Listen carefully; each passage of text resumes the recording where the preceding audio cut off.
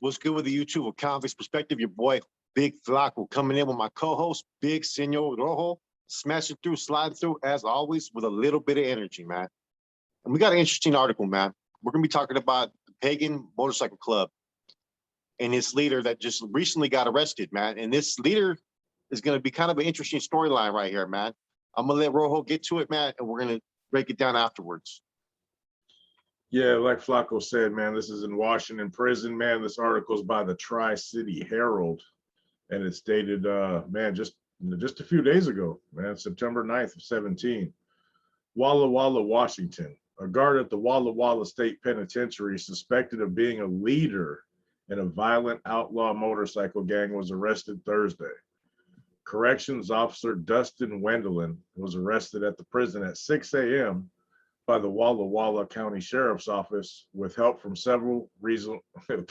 Oh, it's Friday. Boy, the tongue is not working. He was arrested at 6 a.m. by the Walla Walla County Sheriff's Office with help from several regional law enforcement partners.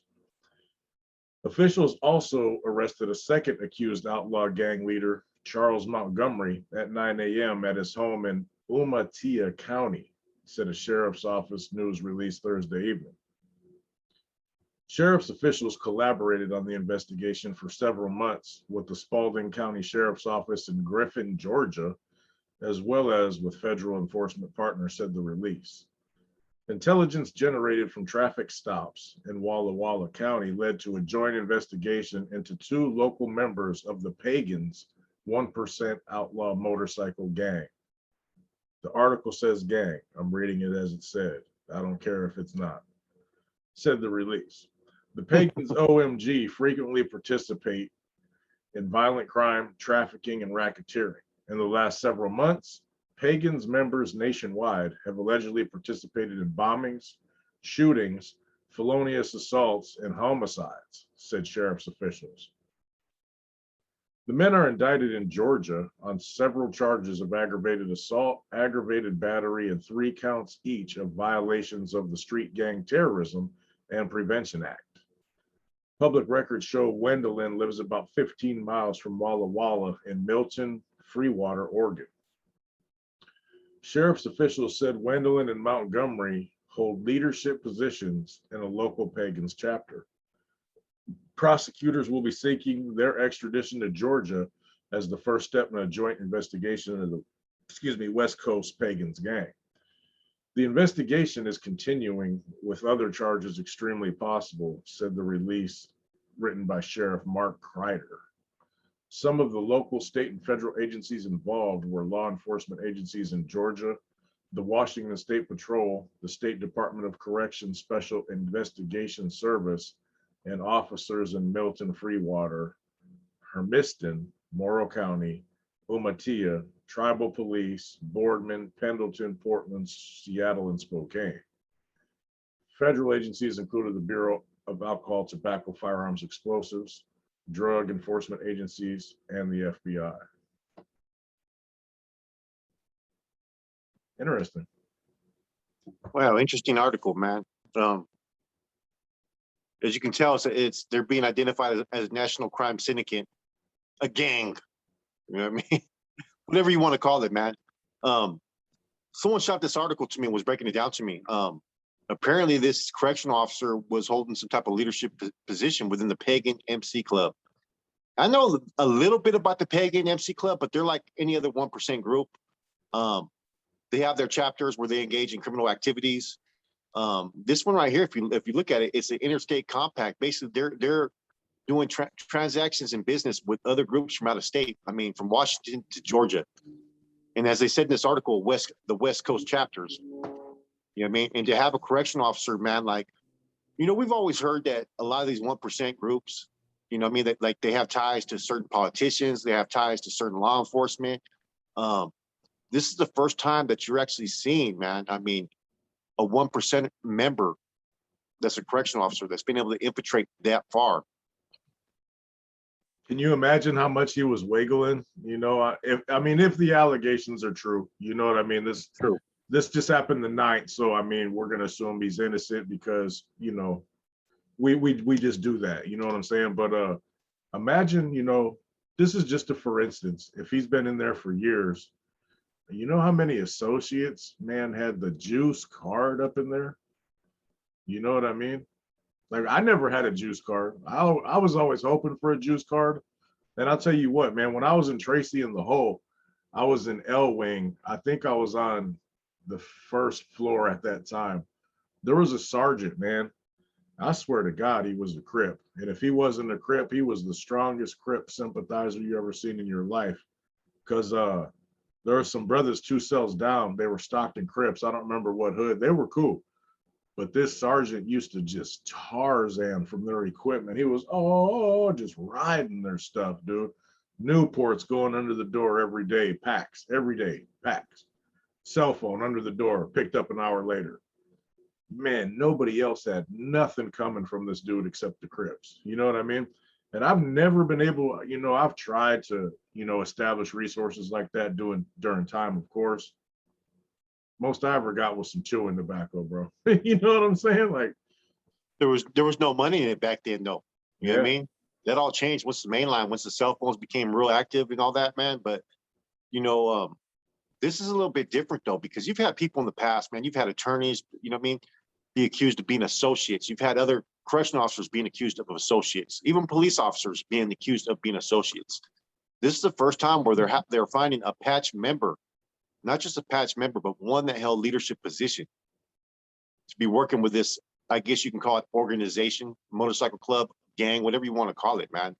Um, I wonder if within this group, man, like you said, man, if he was a correctional officer, a lot of these 1% gangs, outside of the red and white, man, a lot of them associate basically with racial boundaries too as well. And I think the Pagans, if I'm not mistaken, they're a racially motivated group. You know what I'm saying? As far as their faction, I could be wrong on that, but from past, things I've read about them and even the stories that we had, that's just they're kind of a throwback to the old school style of what a biker group was.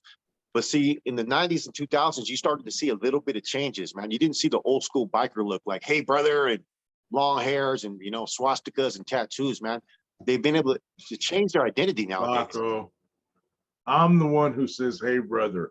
You say a little bit of energy. I do the hey, brothers. Okay, brother. No, I hear you, bro. They've changed their appearance a little bit. They're not all long hair, greasy, all that. They're attempting to be more discreet. I've seen it too. But like, it just goes to show, right? No matter how good you are or slick you think you can be, I mean, there's consequences, especially if you hold any type of positions, man. I mean, this isn't the first time that you've seen people, like I said, you had the old case with the AB and the pit bulls and the attorneys back then. They all got indicted. You had that case with the MA member, you know what I mean, where the attorney got indicted.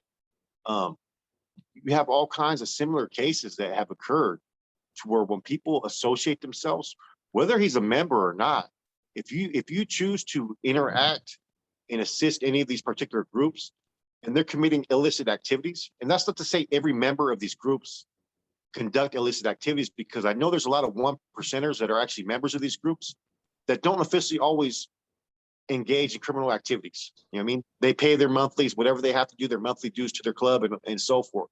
But there's also those that want to take it a step further and engage in criminal activities. And when you have that, whether it's this chapter over here, this chapter over here, if you have members that partake in any type of illicit transactions, activities, criminal operations, it's going to cast a negative light on your club, period. There's no way around it. And if you're a part of that, you're gonna suffer the same type of reprisal actions and consequences for whatever they're doing. No doubt, man. No doubt about it. It's, and it's a trip how some groups, clubs, gangs, whatever you want to call them, they allow their members to even have positions, such as correctional officer, this and that. Like, that wouldn't fly in a lot of groups, and I'm not saying it's right or it's wrong, but man, that's going to draw an extreme amount of scrutiny to their group, because now they're going to be investigating every member to see if they have any ties to law enforcement. Because I mean, that guy, man, there's all kinds of information. They have access to the same information as the cops. And even if he didn't in particularly, man, one of his buddies at the jail, hey, look this up for me. The ones who do have full access to the, the Department of Justice, websites or whatever the hell that they look for stuff in. He's got all kinds of information that could serve to be quite valuable to that group, as far as whatever. Oh yeah, man. Any kind of consequences that I could mean, he can run potentially back. be He can coming. run. He can run backtracks. He can look up confidential information by who's telling all kinds of stuff, man. No You know what I doubt. mean? Can you imagine? I mean, there's been people who've had plug-ins with certain law enforcements here and there. I mean, someone works over here at the DMV and can pull certain different things, right? Can you imagine though, a correctional officer is a police officer, point blank. It's a law enforcement. They hold the same rights as any other peace officer. They can conceal and carry all kinds of stuff, man. So to have that type of position, man, as a law enforcement officer, I mean, you would have access to do all kinds of illicit activities Right. outside of work and be able to do it under the radar with no suspicion, man. Bro, just in offering information for sale to other groups. Hey, we want to know who's telling in this case. Man, all they got to do is go pull the file. Yeah. Your files, you got a copy of your file right there. It's not like they're under damn vault. They're not in the vault, bro.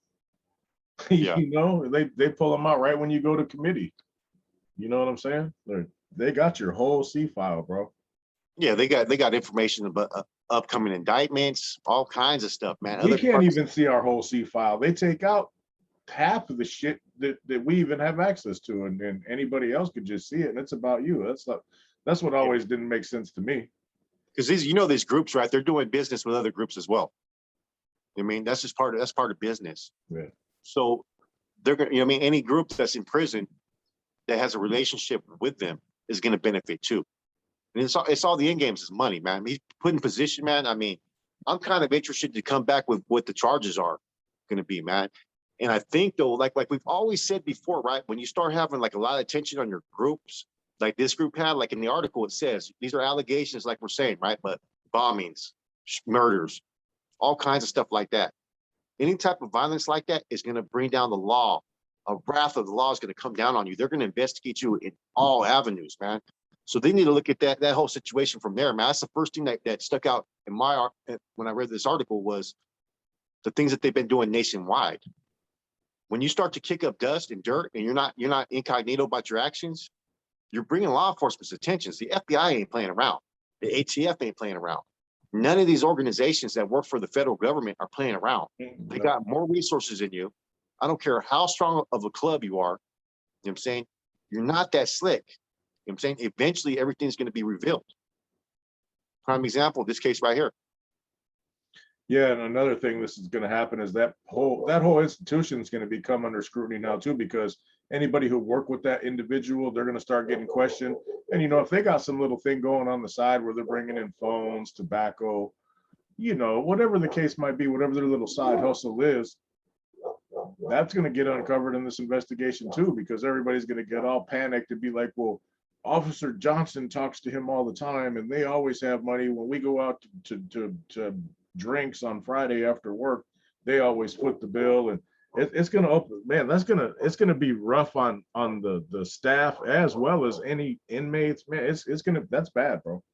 But you know what? I don't see how if you're a member of this group, was he out there rolling around with his patch? Was he out there riding his bike? Because I would think that your workplace would recognize that. I mean, this group is known to be part of any type of criminal terrorist type of organization. You know how they label all gangs as terrorists and organized crime and all that kind of stuff. This group is well recognized. You know what I'm saying? I've seen features on them on Gangland and all kinds of stuff, man. So it's not like they're not known. Yeah. So for the Department of Corrections to hire someone who is out there affiliated with a leadership position, I mean, how were they able to find out that he was in a leadership position? That's what I want to know. Well, besides someone talking, was he out there on Front Street though, or was he like a undercover member? Hey, I'll tell you what, man, from what I understand, and this was talking to a HA friend of mine, they're required anytime they're on a bike to wear a jacket. Whether they're with the group, whether they're riding solo, they always have to fly their colors. I don't know if that's a universal role, or rule, excuse me, that these MCs follow by. But I mean, if somebody in that position, he's such a asset to that group, he might have been given a pass, to go ahead and keep the cut tucked away most of the time. Well, that makes me think back to the old days in the 70s when they used to have undercover NF members. You know what I mean? There was always a reason behind it. And he may have been so resourceful, you know what I'm saying, so beneficial that Asset. you maybe want to keep him. And it just makes me wonder how many other groups are employing this type of rules and policy within their group. It You know what I'm makes saying? sense for the greater good, because that's a goal. He has the potential to have a gold mine and generate an extreme amount of income, based on his employment. I'd bend the rules. I mean, personally, for the greater good. Oh, most definitely, without a doubt, man. You know, But yeah, I mean, this is happening all over the country, though, man. There's everybody that passes a background check, to get jobs like this and whatnot, man. They're not necessarily clean as a whistle. Just nothing came up well, yet. you've There's had going to be. you've had other officers that have been part of you know what I'm saying, racist groups. You know what I'm saying, white power movements. You've had other officers that have been like, part of radical Islamic groups. You know what I mean? So this just goes to show that, you know what I mean, the security cross checks and checks and balances, and you know what I mean, hiring anybody as a correctional officer or law enforcement, they're not doing their due diligence and doing their proper background checks, or these groups are getting more secretive. Yeah. You know what I'm saying? So if someone like this can fall and file into a position like this, I'm just thinking about other groups like even terrorists or you know what I mean, that have come in and are basically like they're undercover trying to infiltrate.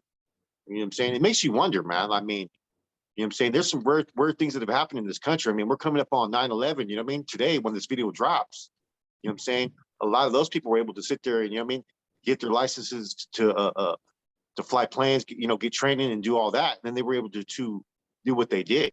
You know what I'm saying? So you Yeah. never know. There's certain people that may be plants in different groups, whether it's a motorcycle club, um, terrorist groups, white supremacist groups, um, radical Islam groups, whatever it may be, that may go undercover and they can beat these security clearances, because we just see it right now. We've seen it all the time, over and over again. It's kind of scary if you think about it, man, from the greater picture. You know what I mean? If someone that's part of just a small group of pagans was able to infiltrate, can you imagine someone who has a more sophisticated plan that wants to infiltrate somewhere like the federal government? And I'm gonna tell you a story, man. I had a neighbor that was across the street from me, man, when I was living out there in the East Bay. And he was cool, man. He was Afghanistan, right? He applied to work for the federal government somewhere. Did you know that these federal agents actually came up to me when I was outside my house and stopped me and wanted to ask questions about him? I swear to God, they asked me, has he ever made any anti-American comments?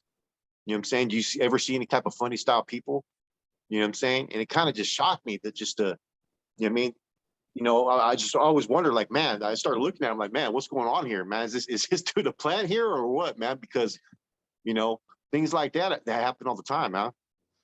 Well, right out there too, where you were staying, they got that Lawrence Livermore lab too. You know what I mean? And I don't know what they do there, but they do some really top secret stuff, because I wasn't allowed to go out there. The company had a job and I made it out there for like 2 days, and then they came and escorted me off the property. It was pretty embarrassing.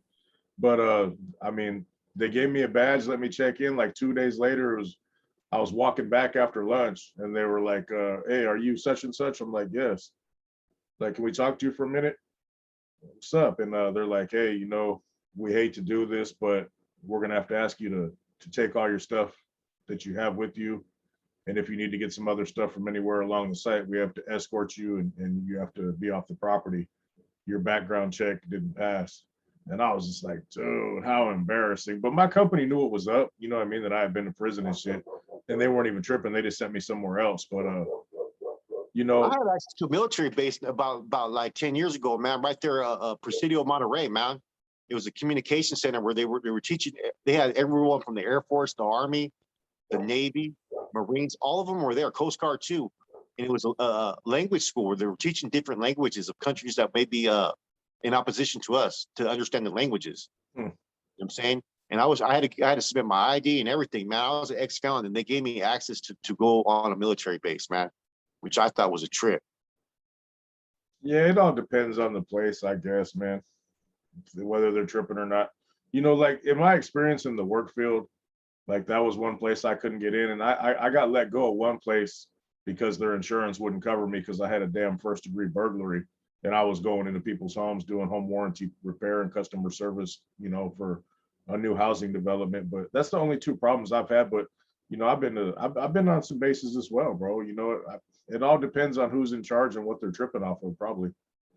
But Yeah, Lawrence Livermore Lab, that's supposed to be, there's supposed to be some real secret stuff going out there. So they were just, I don't blame them. They were being smart. You know, man, I'm far from a terrorist, or you know what I mean? You know, but hell, you know, when they Google, when they run a check on us and anybody that's been validated, we come back as like anti-government, all that kind of shit too, you know. So oh wow.